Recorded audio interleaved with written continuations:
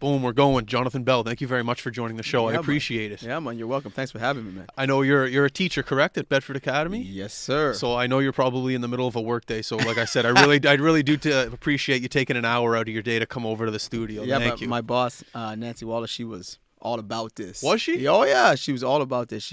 All about this, saying, "Listen, man, go get that done." She's big on promoting her staff, and yeah, man, she's a big time advocate of us going to do these big things. So she was like, "Oh yeah, go get it done." She was excited. That's the best. Yeah, I love working in a place like that where you're like, there's go for it, have fun, promote yourself. It's a good look. Yeah, man. Yeah, it's a very good look. Great spot. 14 years I've been there now, and 2 of my kids are there, and another one of my children at her daycare, and then there's one more coming. How many kids do you? How I many? have 4. Wow. Yeah. So she's like, "That's it, JB. That's it." Yeah, she takes care of us though, man. She takes care of us well. Yeah. So we were, like I said, we were talking to Jeff's cousin yesterday, and she had nothing but great things to say about you and had a lot of praise about you. And your name got brought up a couple more times about your reputation in the basketball community here in Nova Scotia, and people were saying nothing but great things. I don't know the basketball community that well in Nova Scotia, but I know it's a great community, a tight community. Yeah. And there's a lot of upcoming talent when you look at guys that are slowly creeping into the NBA. You know what Yeah. I'm talking about. Yeah. But in all facets of sports, I love, especially sports I know nothing about. I grew up a hockey guy, a lacrosse guy, but I love learning about other different games. And basketball is probably one of my favorite sports to watch outside of hockey. There's something about showing a guy dunk slow-mo and put some rap music behind that's the coolest marketing thing in the world that I love. Yeah. But we'll get into that and your reputation and stuff. But I want to know a bit about you. Where did you grow up? Well, I grew up in Ottawa, Ontario, but I hold hard and heavy to my Jamaican roots.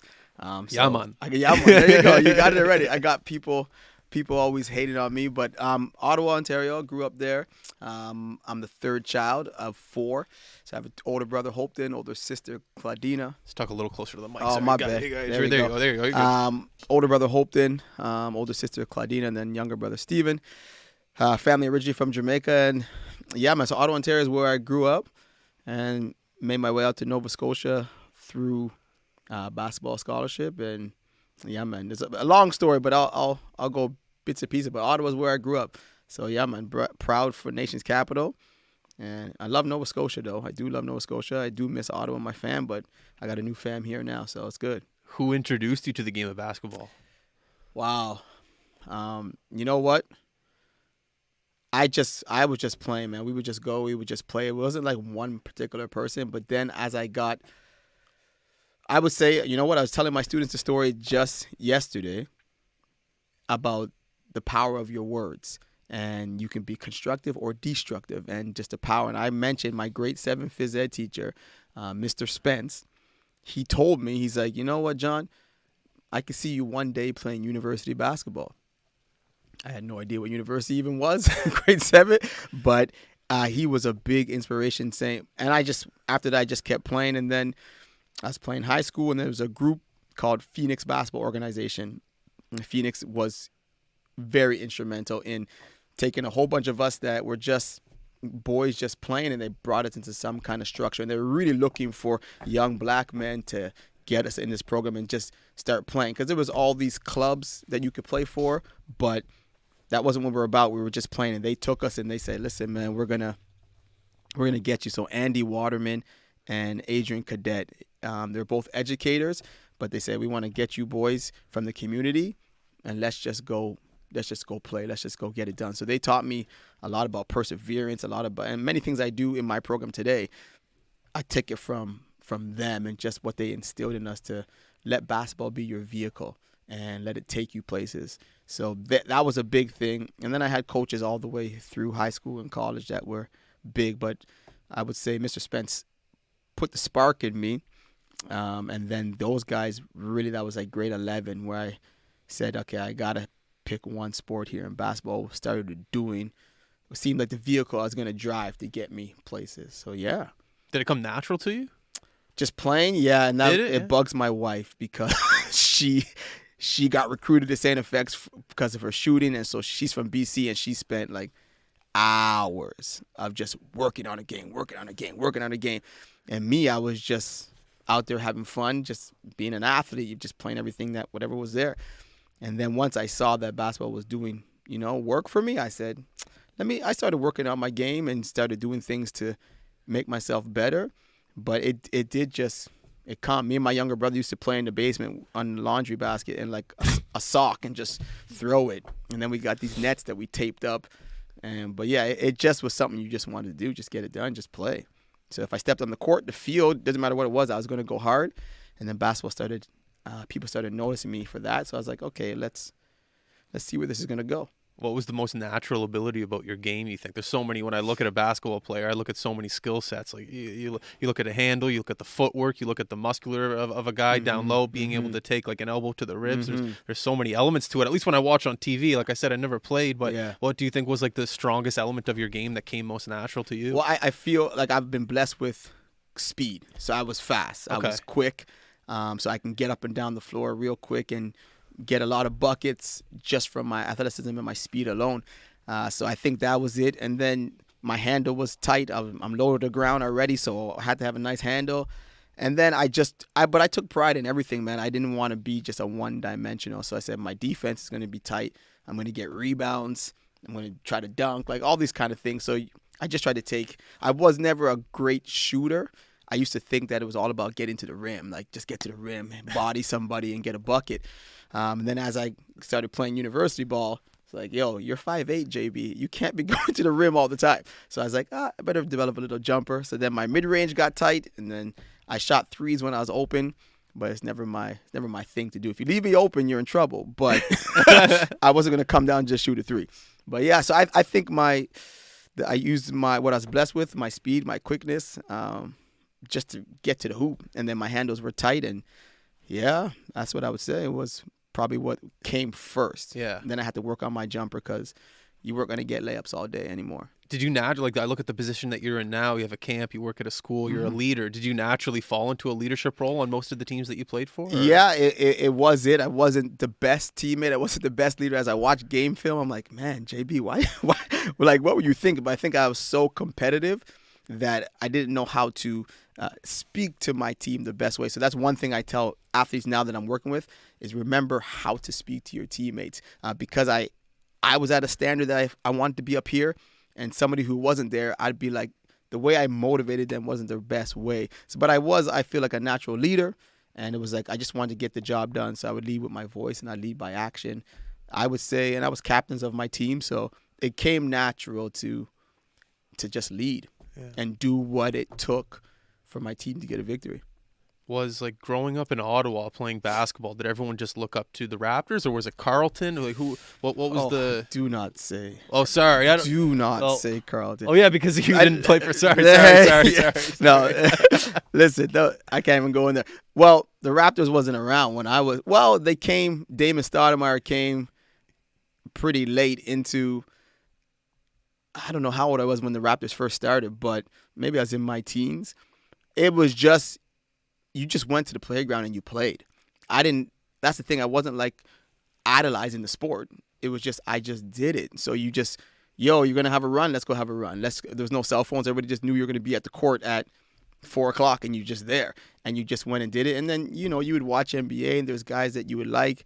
For me, actually, out here we have the Dartmouth Sportsplex. So growing up in Ottawa was called the Nepean Sportsplex. And every Saturday, that's where the runs were. So us as young kids, we would go, pay your money, get into the Nepean Sportsplex, and then you get inside, big blue floor with like 2 big full courts, and we would go on the side, and there was a chin-up bar. And so us from grade 7 and 8, we'd go to the side, and we'd grab a volleyball, and we'd just be dunking on the chin-up bar, just waiting for our turn to get called over to the big boy court. And one day, my older brother was going, and they were short, and they said, oh, John, come play. And then that day I played, and that was it. I was always invited over to that side. And it was like you were just trying to be better than the older guys. So you were always playing up. And that was big. It was those things like going to certain courts in the community. Like, you have Rucker Park in New York. Like Ottawa had those courts where, I'm going to go to this court. And the best ballers were there. And you were just waiting on the fence for your time to get in. And when you got in, you showcase, and then you were always in. So it was like finding that playground and I'm going to this court today, and I'm going to play at that court, and so on and so forth. So it wasn't really like watching the NBA for me being like, oh, I want to be like that guy. It was just the neighborhood guys. You want to be like the neighborhood guys. Let's go and let's be the best in your neighborhood. Like my neighborhood, we had one guy who took stats. So we all had our names, and then we were compared to an NBA player, and then we took stats. Somebody took, if you weren't playing, you were taking stats, and he had like a binder that he'd bring, and like, yo, you're leading the league in scoring, you're leading in rebounding. So it was that kind of a vibe that we made our own league and just went and got it done. Yeah. It's every basketball guy I have on this podcast has a very similar story of the community they play in. It's the court within the community that you look up to. Yeah. Not so much going to this league or developing well in this league. It's getting respect from your neighborhood. Yeah. It's interesting that's where it's at, because not everybody could, like right now there's so many clubs. Like, oh, are you on this club, that club? I didn't grow up having the finances to join this club. I didn't even know about the clubs, because if you live inner city, sometimes you don't know about the clubs that have the money and they come join for this, come travel here. It was just, let's go to the playground, let's just play. So I didn't, and that's when Phoenix started, because it was all guys who were not a part of the big Ottawa basketball clubs. They said, let's take you guys, because you guys can play, and let's develop our own thing. So Phoenix has been running for a long time, and I was on a Zoom call just about a month ago with the new Phoenix people saying, yo, these are the guys who started in Phoenix. Now look what they're doing. And so we're giving back to communities. They're still doing it. Andy Waterman and Adrian Cadet, man, it's amazing. So you were serious when you said in grade 7, like, I don't even know what university no, is. I had no idea. You're dead serious. I had no idea what university was. I was just going to school. Just playing with your friends. That's it. And then my teacher said to me, I think you could play university. He said Simon Fraser University of basketball one day. And I had no clue what university it was. And then when I was in high school, started to hear about it a bit, but you know what? You were just playing. And in Ontario, we had grade 13, which was OAC, which you would do to prepare you for your first year university. So grade 11, you're like, your guidance counselor starts talking about courses and stuff. But I had no idea. It was just, I'm just playing. Just for the love of it. Well, and this is the problem. Another thing where people, they're so shocked. Like, I don't have a love for ball. I'm just very competitive, and said, I'm going to work with whatever is put in front of me. So God, whatever you place in front of me, I'm going to get it done. I love to compete, and I love to play. But if I didn't have a basketball in my hand right now, I'd be totally fine with it. Wow. Yeah, and when people see what I've been able to accomplish, not through my own strength, all thanks to God for what He's done for me, they're like, "Oh, you must love, like, basketball must be your everything." I said, no, basketball's not my everything. It's whatever is in front of me, I give it my everything. So I leave it all on the floor. And basketball was what did it for me.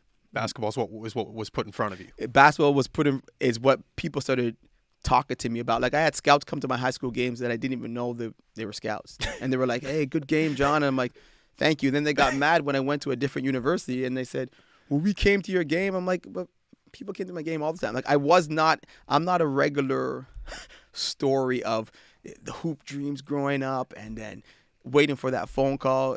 You know, it was just looking at the plan just unfold in my life and the success that it was able to bring me. What do they say? Like, you have a plan, God looks at your plan and laughs? Like that? Like, you know what I mean? Yeah, like that. Like and God's plan is the best, and that's what I fully follow every day of my life. And so I said, listen, I trust you, God. Let it unfold, and let me be diligent and in tune with your voice so that I can take the necessary and proper steps. Because even STFX, coming to STFX, it was a God-ordained thing, man. It's just amazing how it happened. Well, before we get to STFX, I want to talk about the actual recruitment process of going into university sports. Did you have to move far away from home to where you played, or did you go to? Did you stay at home? Did you live in a dorm? Was it tough for the transition? How? My first year out of high school, I went to Durham in Oshawa, Ontario, so close to Toronto. Before STFX, yeah. Before STFX, yeah. So I left high school, Woodruff High School in Ottawa, and I went to Durham, and I spent a year there. Didn't have my mind on right, so school was an issue, so I lost my eligibility. Oh, no. Right, so then I have to go back, and it's a wake-up call. Like, if you're going to play on the team, you got to keep a GPA of a certain level. And I didn't have that. So they're like, all right. So then I had to go back to Ottawa, back home, and I went to the college there, Algonquin College. And that's when I got back, I'm like, okay, listen, you got to get your mind on right. Let's get this done. You just can't go play ball. You got to do your school. So Ottawa was different. Did my 2 years there, graduated, had a lot of success at Algonquin College. And then it was after Algonquin, I was graduated. I played my 2 years there. And I was praying. I'm like, man, after Durham, I had 2 contracts to go overseas to play in Portugal or England. So I had 2 agents. They saw me play and they're like, would you like to play overseas? And inside, I'm like, oh, yes. But I was trying to be all tough. I'm like, yeah, sure. Yeah. And because they were telling me, well, we're going to pay you this. And I was like, okay, this is going to be crazy. So 1 year out of high school, I was ready to go England and Portugal, just play overseas ball. And I was there. I'm a firm believer in the power of prayer. I'm a firm believer in how God speaks to me. And I was praying. This was after I was telling my sister, I'm going to buy you this car. All my friends were like, John, you're finally going. You're finally going to make it. I'm like, yeah, this is going to be crazy. And I remember the Tuesday night prayer meeting. I was down on my knees. And then I got up hearing that I was not going to go. But I had a crazy amount of peace and joy. And I'm like, this is how I know it's real, because something that I want to do, and I hear the answer being no, and yet I still am smiling and I got joy about it. And now I see why going overseas wouldn't have been a good thing for me. None of this thing that you see, that you read about, would have happened if I was gone overseas. So I stayed, went to Algonquin, great time there. Got a lot of credentials there, won championships there. Inducted into the Ontario Athletic Hall of Fame. Thank you. Yeah, so that was a big honor from my time being at Algonquin, just getting inducted to the Hall of Fame. I was in Nova Scotia when I got that call in 2009. And my boss, obviously, she's like, oh, you're going? Here's your plane ticket. Like, listen, man, she takes care of you. And she sent me to Ontario.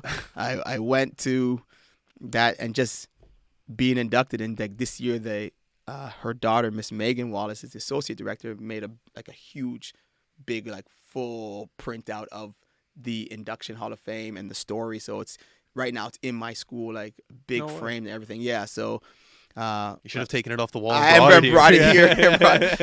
But yeah, and that happened, and then STFX came after Algonquin. So how did that opportunity come up?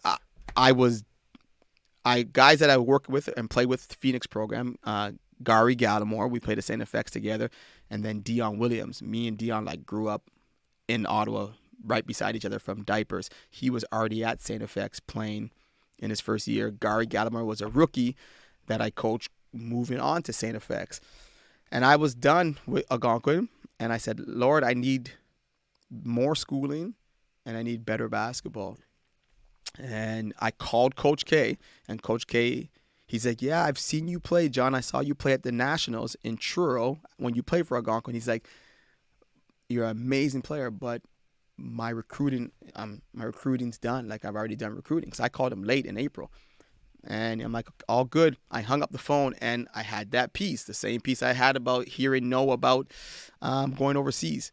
And August 31st, I'm at a church barbecue, and my brother calls me. He's like, some Coach Konchowska something called you. I'm like, Coach Konchowski? He's like, yeah. And I call Coach back. He's like, hey, John, I was wondering what your plans are for September. And I'm like, this is August 31st, and you're asking me what my plans are for tomorrow? And he's like, there's a spot for you. 2 guys got injured, which is not good. One guy tore his ACL. Another guy broke his neck.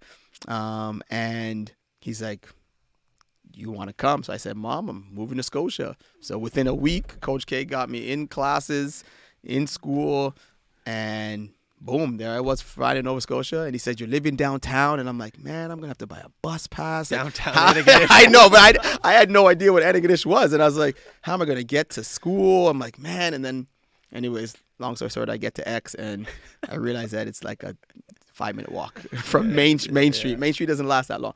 So, but yeah, that's how I got to X. He called me and is like, what do you want to do? And I'm like, let's go. And because I had that piece already, it was a decision that I'm just going to go get it done. I said, I'm going to Antigonish. No idea. Had no recruitment trip. Only time I was in Scotia, I was in Truro for a tournament in a hotel, back to Ottawa. So I didn't know what I was getting myself into, but an amazing decision because now here I am talking to you from that trip that I made a long time ago, very long time ago, 2003. So yeah, it's been some time, 18 years ago, and now here I am. Wow. Yeah. One decision, and just one decision, man. One decision. It's I just find it odd how you'll get a no and you're at peace. That's one thing I don't get. If I get a no, I'm a little. And yeah, I'm like, why didn't why? Like, what's up with that? And that's how I knew it was the right decision because I wanted to go. So that's how I knew that God was speaking to me. Like, there's a plan that I have for you. I know the plans. I know the way. So yeah, maybe I need to look at it more that way. Maybe it's just like a plan that I'm not in control of. And that's what it was for me. So I'm watching it unfold in this moment right now as we're having this conversation. That from that one decision.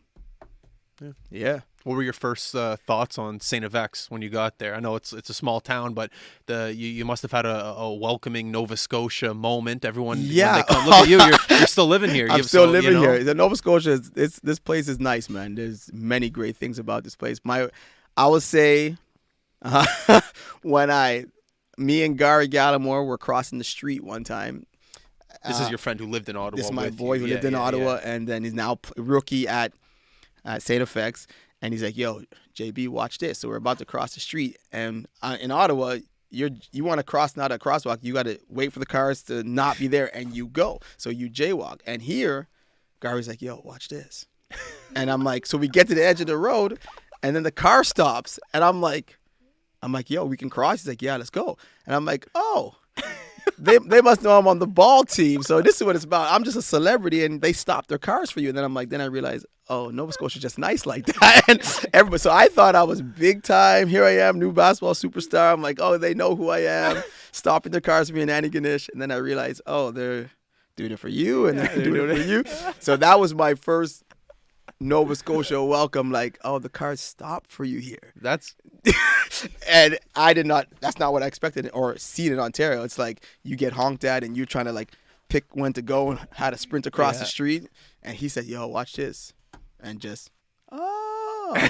So it was funny because I thought I was a big time baller that everybody knew about. It was like, no, it's just that they're nice here. I love that. Yeah, it's true. That was my welcome. That was my big welcome. Yeah. Whenever I leave here, I've been in Nova Scotia for the past 2 years. I went to PEI once this summer, but when you leave and you come back, you appreciate the little things about this part of the world that you take for granted once in a while. You know, it's little things like that. You don't hear a honk. You hear a honk rarely here. And it's like everybody's looking around like, who's honking? Yeah. No. And my family, when they came up for like my wedding and everything else, when they come to visit, they're like, you're showing everyone we're gonna jaywalk. Everybody come right now on the line and just. But they're blown away. They love it. Yeah, and they love it. Yeah, that's awesome. Yeah, man. Is your family still back in Ottawa? Everybody's in Ottawa. Yeah, everybody's there. So that's a difficult part for my wife and I. We do have, friends that are very close. We call them family here, but it'd be nice to have. The kids see their grandparents on a regular basis and all that stuff. So, and with COVID this last couple of years, we haven't been there at all. But everybody's back in Ottawa and just, doing their thing. So, the whole family is back there, From what I hear from people that have played at the STFX basketball program, they talk, they just say first class. And, I go to those basketball championships. They haven't been here in a bit, COVID, and then I don't know where it was before. Yeah. But STFX always seems to be there. They always seem to be the top, the head honchos, top cheese here. Yeah. I was wondering if you could maybe tell me some stories about what you saw within that organization that represented first class professionalism and maybe their secret to chasing championships every year. Yeah. So I think you nailed it, man. Like professionalism, top notch, and the whole STFX as an organization, money. But like Coach K, that man is what he is. He's a legend. So 46 years of coaching, and he was a father figure to every one of the players. You won't find a player that's going to say something different. He was a father figure to all of us, but his knowledge was beyond. But it was just it's a spirit of excellence. It was, we come in, And I didn't know how great it was until I started hearing players on other programs, and they're like, no, we don't have that. We don't have that. Well, what do you mean? So, have like, what? Like what? Well, like a pregame meal. So if we had an 8 o'clock game, 4 o'clock we would meet. In Antigonish, it was, oh my dear, Pizza Delight. So home games was Pizza Delight. If we're coming to Halifax, we would go to, if it was like a big game, we'd be at Salty's. Yeah. So all that kind of stuff. And it's a 4 o'clock pregame. And after that, we'd then get picked up by the bus and go back to the game. Everything was just, itinerary was top notch. He treated us like we were in the pros. So when I talked to other teams, they're like, we don't get this, we don't have that. It was like they just meet at the gym 40 minutes before their game. But us, it was like, no, you got this, and you got video, and then we got this, and you got a shoe company that's sponsoring you. And it's like everything was just top notch from how he ran it. And the practices were so organized, and he didn't take anything from anybody. It didn't matter who you were. If you did not go by his guidelines, then there was consequences you had to follow. Like, doesn't matter if you're the leading scorer or don't get any time at all. Everybody falls under a criteria where we are here for one goal, one common goal, and let's go get it done. So our practices were hard, our practices were intense, and he held everybody accountable. And he would just bring in players that had the same kind of goal in mind, just go get the job done. And just from when you get on campus and just the alumni, the support that they give, it was because it's in Antigonish, like that's what it is. So you're supported. Everybody supported that school because when STFX is like the heart of that community. And so everybody was there and it was like, listen, we go get it done. We have a standard that we want to follow. And Coach K was making sure that this is how it works here. And he just did everything in excellence from every minute of practice, just planned out and go get it done. And his coaching philosophy. And what I loved is that he would make the athletes determine what the plan was going to be that year rather than having a cookie cutter. This is what I do always as a coach, so I'm going to do this and you're going to run this. He's like, no, this is the athletes that I got. So this is the system that I'm going to use. Where some coaches say, I have a system, and they try to fit athletes into that system. It doesn't always work. Coach K takes his athletes and says, now with this group, this is the system that I'm going to use. So he makes adjustments every year? Well, he would always probably go after the same people, but like by game, there's adjustments. So it's like one game I might start, next game I'm not starting because it's like there's a matchup problem there. So how long did it take for you to recognize that he's not necessarily sitting me because he's mad at me? I'm not starting because it's a game plan. How long did that? Oh, come on. He would have game. We'd have pregame practices and pregame meetings. So it'd be like, okay, for today, this is the scout. We're playing this team, so this is my starters because you're gonna match up better with this guard than somebody else. So it right away, he would tell you like, this is who's starting because of this, and then we had our normal starters. But in my first year, I came off the bench, and he talked to people and he said, listen, John Bell can start in any team in the country. He can even start for this team, but his energy and what he brings, if I bring him in 4 minutes once the game has already started, and he's coming with an energy that can last the whole game, he's going to turn the game around in our favor just like that. And I took no offense to that because I'm like, I don't need to start. I know that I'm going to get on the floor, and when you get on the floor in university, it's about just staying on the floor. So you don't get in foul trouble and you don't do anything silly. And Coach K's like, I'm going to give you your time if you earn your time. So I didn't mind starting. His philosophy was you do what's right and you're good. You led the team in scoring in 2003 to 2005? I would say, I think it was 2003, 2004. But here's the thing. I led the team in scoring with 11 points a game. If you look at that now, people are like, well, that's not too much because we had 6 guys in double figures. So if I'm at 11, the next guy was at like 10, and the other guy was at 10, and 11. So I might have been 11 point whatever, but there's 6 guys in double figures. That's unheard of. To have 6 guys on your team averaging 10 points or more a game, that's unheard of. So we had everybody on that team was just quote unquote a superstar in high school or wherever they came from. Everybody was scoring. I left there, Algonquin, I was averaging 27 points a game. So for me to go down, if I told somebody I'm averaging 11 points a game, they're like, That's it? Yeah, because it wasn't about what I was averaging. It's about how we're going to get a W. How are we going to win? So one night, I might have 2 points. Somebody else might have 20. But on an average, we all did what we had to do to get the job. When the ball was in your hand in the certain set, and if it was your time to shoot, you shoot.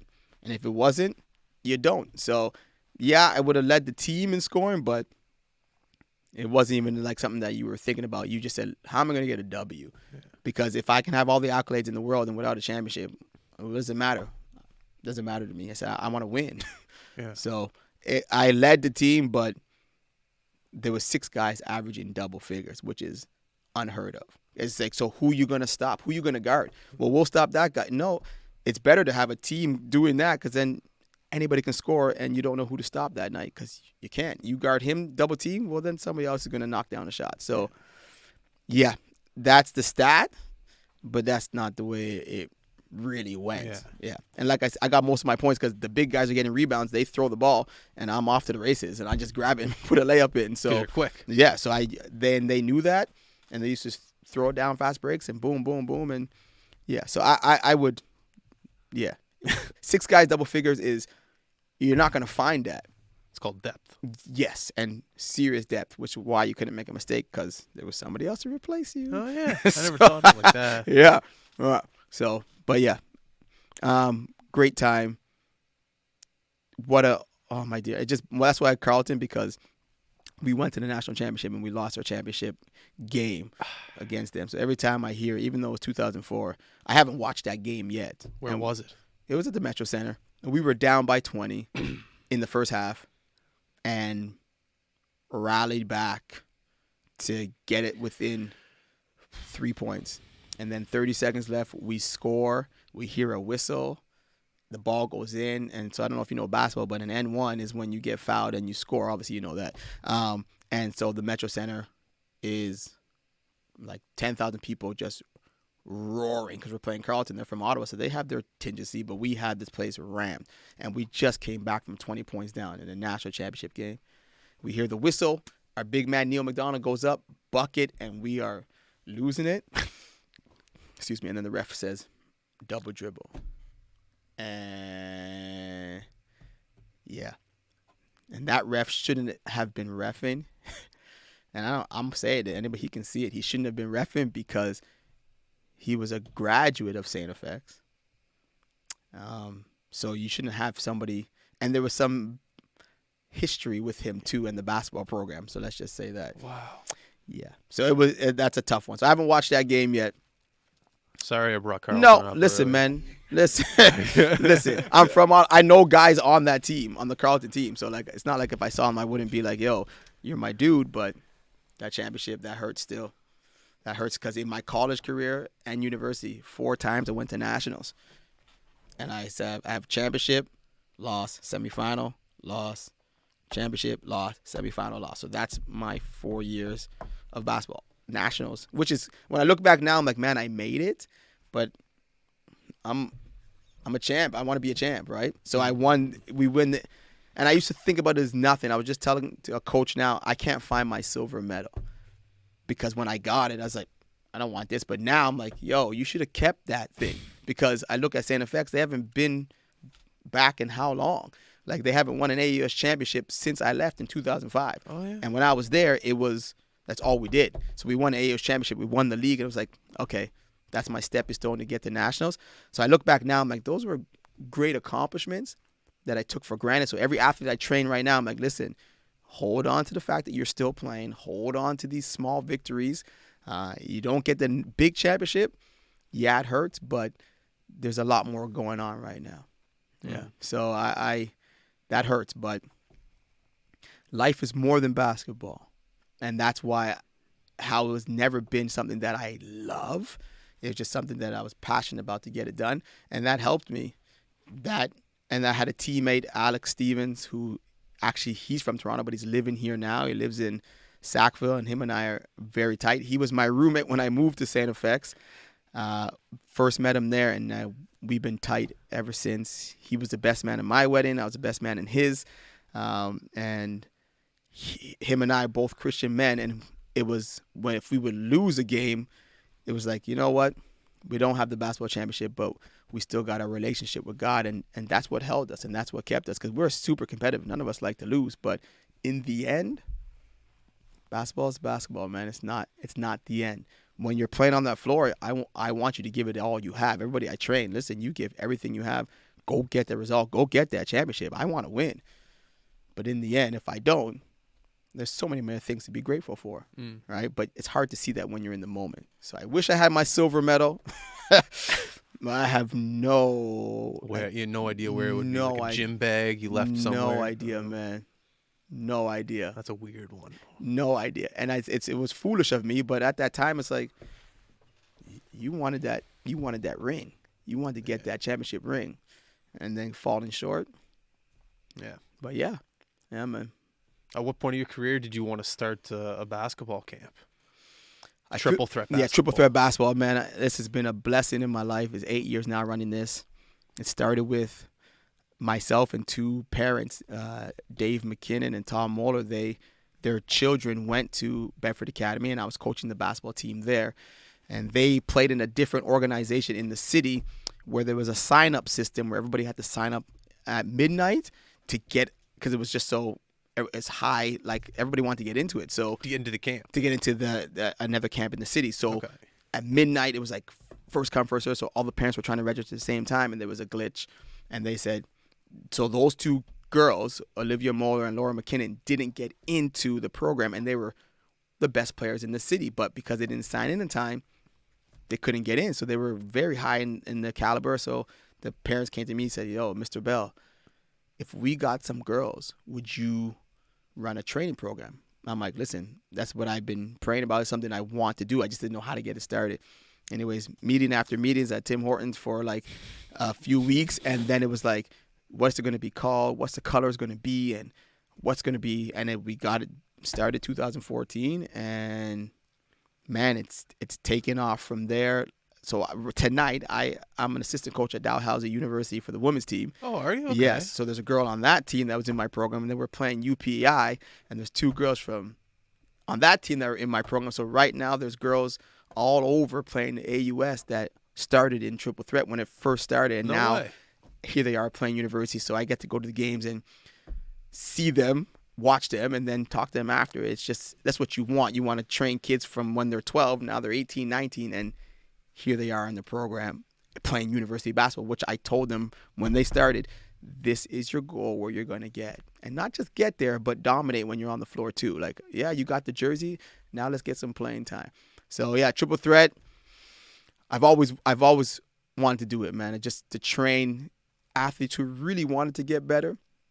And that's what I do. And so I've been doing that for a long time. And it's an amazing program that it's for athletes who just want to work and want to get better. I want to take you to the next level. And it's finding the small things that people might overlook, because my program's not flashy. We don't go on any road trips. Like, we're not doing any tournaments. There's no games. It's you come in and I say, what's wrong right now is that when you're shooting, your foot is turned this way and it needs to be like that. And when you're doing your crossover right now, you're only going east and west, and you need to go northeast and southwest. So it's about finding the small things to make your game that much better. So it's fundamentals after fundamentals after fundamentals, and we take those fundamentals and we put them in game-like situations, and then they go and they execute. So everybody in my program plays for different teams around different high schools, different clubs. Yeah. It's just, we're going to put in the work that it needs to get you better. And when I look at kids now, they're missing fundamentals. And nothing's wrong with tournaments, but you go play a tournament, nobody has time to say, hey, on that jump shot, your elbow was a little bit over here, 1 degree off. Let's get it inside here. So little things like that, that's what triple threat is. And it's a high intensity kind of program where I'm just going to get, I had girls go home the first night and I can't stand Coach Bell. I hate him. And now they're playing university basketball. So the parents said, you're going to stay, because I said, you may not like how I bring it out, but everything I do is for your benefit. And I'm not going to let you get away with not sprinting. If I say touch a line, you're touching the line, right? If you're supposed to finish your layup and you're missing open layups, we got consequences for that. So I hold my players at a high standard, Phoenix basketball and STFX, the things that I've learned. And I just what I've been taught, I'm giving it back to them because it made me successful. So now I'm going to help you be successful. That's awesome. Yeah, I love it, man. And my kids are about it. My wife's obviously a huge supporter. I could not get anything this done without her being like, yeah, go to another triple threat session. Yeah, go. I got all 4 kids. I'm good. But she's been amazing in this. I've had a lot of support. And it's, triple threat. I love it, man. I love seeing the hoodie, people rocking the hoodie, rocking the gear. It's just, and because it's invite only, there's only you won't see everybody. Oh. Yeah, so you won't see everybody rocking it. This is me going to games and being like, I like your attitude. Not even your skill. I like your attitude because I'm trying to make you a better person and a better player. How you're going to contribute to society. So I like your attitude. You got skill, but I like your attitude. Let's come on in. Let me work with you. Can politics sometimes come with that? Is the invite only? Like you got a parent approaching you, hey, Jonathan, look. And, I think people just understand that what I'm about, and I'm not picking the best players. I'm picking kids who really want to work. And sometimes the best players don't want to put the hard work in because things come natural for them. I'm picking kids who really want to work. And there's some people who are that don't appreciate my style or even how I choose people. But then I have parents who write emails being like, listen, I heard about your program. I hear what it does for athletes. And they'll send me a video of their child playing and like, could they come into your program? My philosophy is believe, commit, achieve. I want you coming and believing that what we're going to teach you is going to make you better, believing in your abilities. We want you to commit to those things, so putting the work in when nobody's watching, what you do when nobody's watching, and then you will achieve your goals if you believe and if you spend the time, commit to it, you will get it done. So people come in knowing it's going to be hard work, and the politics, I don't know. I got people saying they want to join. I got people saying they don't want to join. And the ones who want to join, I say, well, if somebody leaves, then there's a spot for you. But you got first right to refusal. Just like you at STFX. That's it.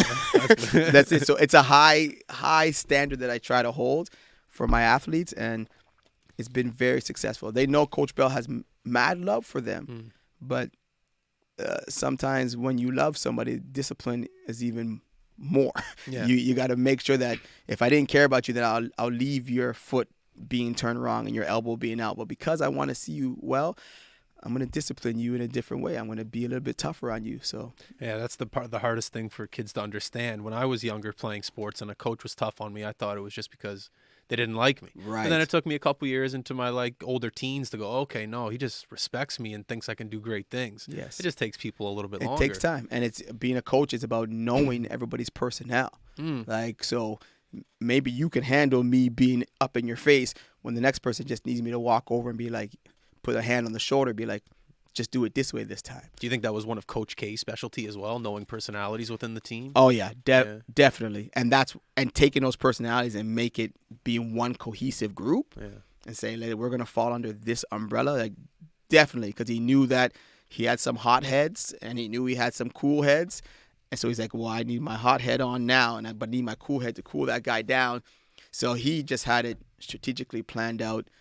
And there's a great group of guys, man. Like, I would love a team reunion just to be with those guys again because it was great times. And, yeah, Coach K had it down to a T and he was coaching for long. Where's he? Do you know where he's living at right now? He's still in Antigonish. He lives in Antigonish? Yeah, I spoke to him just a month ago because before I took the Dalhousie position, I was like, Coach, I want your advice on what you think. Oh, yeah. He's like, you've been gone from STFX long enough. Nobody's going to think that you're like changing on us. And he's like, I think it would be a great opportunity for you. You've been coaching for a while. Because I coached with him for 2 years. Because when I was done playing, I wasn't graduated yet. So I finished in 2005, but I still had 2 years left of school. I got you. So he let me stay on the bench, and I learned a lot from him then.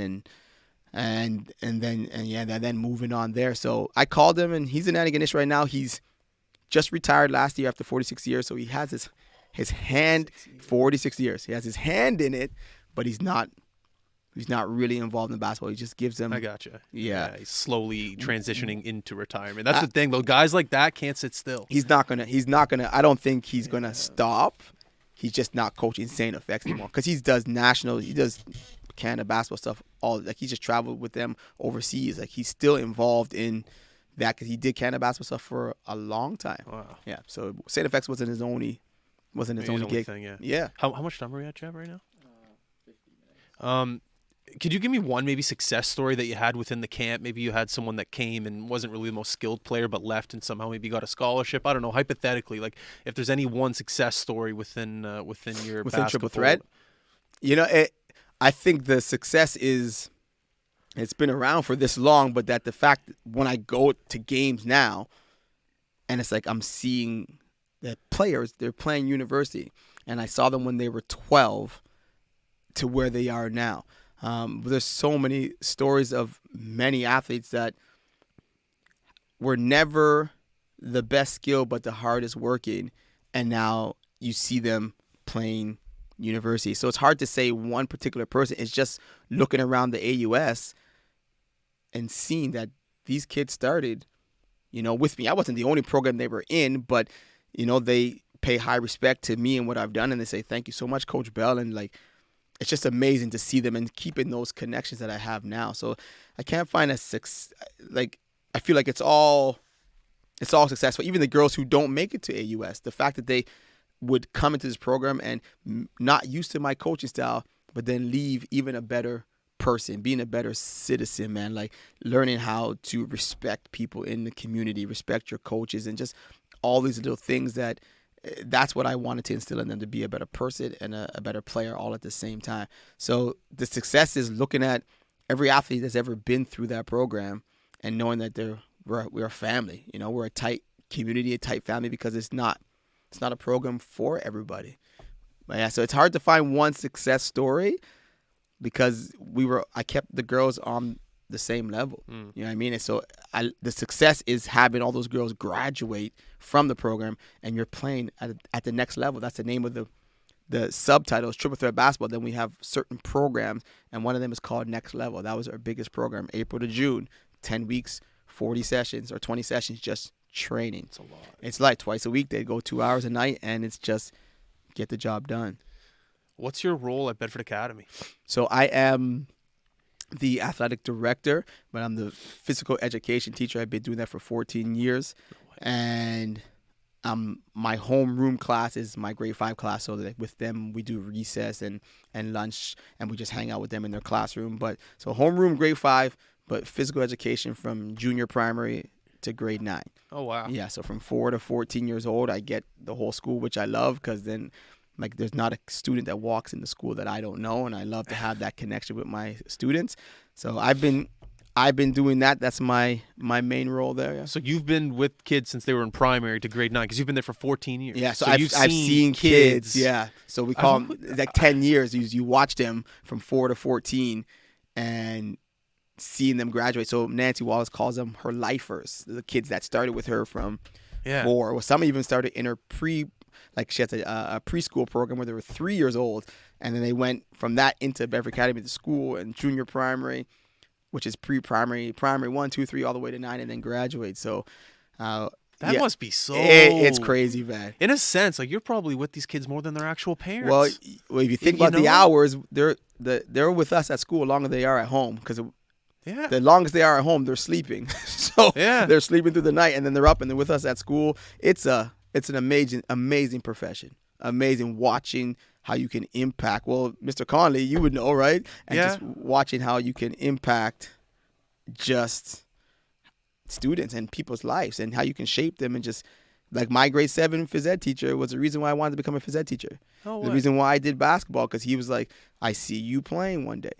And that's the talk I had with my grade 5s that we talked at the beginning of this broadcast about constructive and destructive conversations, and holding on to those constructive things, and sometimes some destructive things for some fuel to prove to some people that you can do things they say you can't. But yeah, teaching there is, and I love I'm on my feet all the time, and it doesn't feel like a job when you're that's everything. That's what it is. It doesn't feel like a job. It just feels like where you go and you're just with an extended family for how many hours of the day. And yeah, so that's what I do there. And I also coach. So when we have basketball, we have football, we have track, and so I do all that coaching as well too. So just got my hand in many things.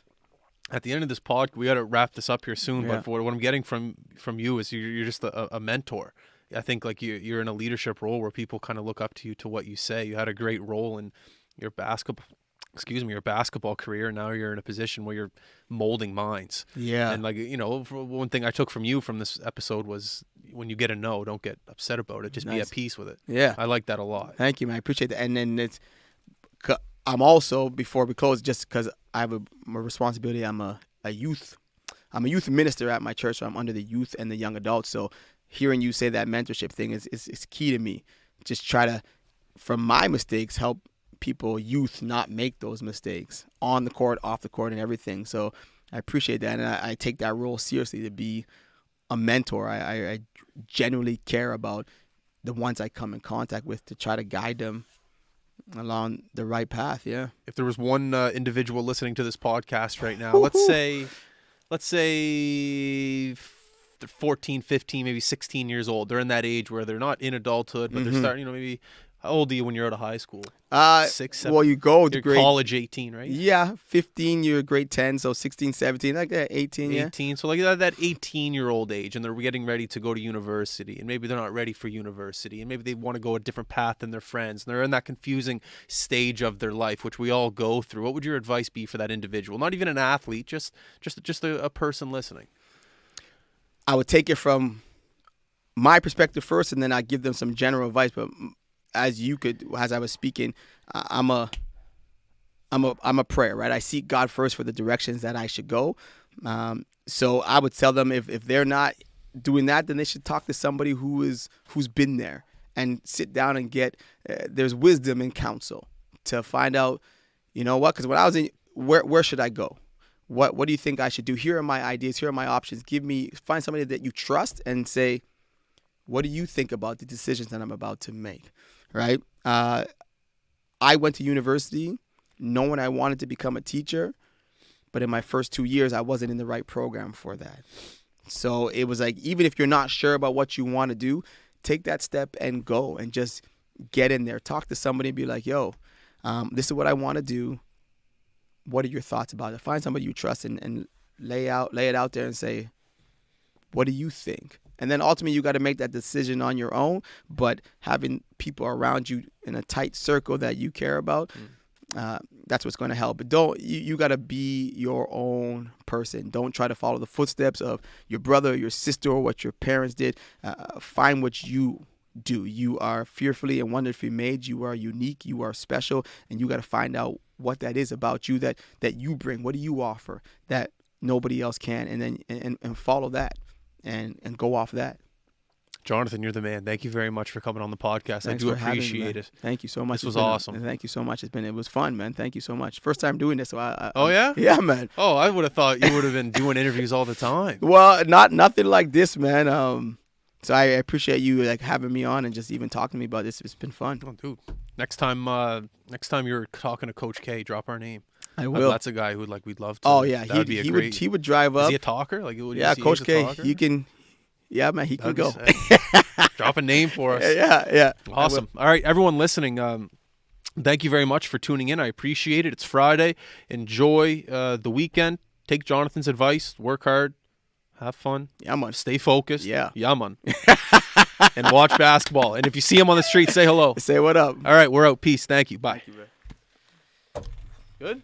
Yeah. Dude, that was awesome, man. Thank you.